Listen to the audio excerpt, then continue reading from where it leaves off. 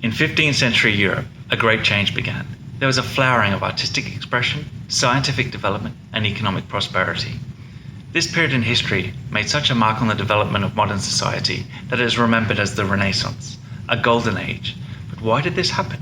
And why did it happen at this time? Millions of books have been written to answer these questions.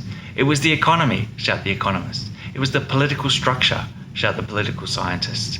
It was a wave of artistic genius, shout the art historians. It was new global influences, shout the geographers, and so on. But it's not down to a single cause. The human brain craves a single cause to explain complex phenomena. But of course the world doesn't work like this. Cultural phenomena, from the Renaissance to punk, arise out of complexity. But what is a complex system? It is an assemblage of components or processes, and these processes interact with each other, and these interactions create an order, and they have feedback loops. They can adapt to changes, and most importantly, they have emergent properties. Like the Renaissance, something emerges that is greater than the sum of all its parts. Out of the Renaissance, some very special things emerged, and they're celebrated across the world.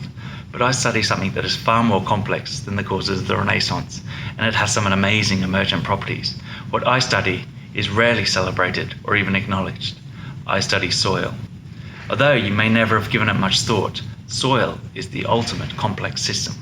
There are an incredible array of processes occurring between the biological and the physical, constantly reacting and adapting to environmental changes.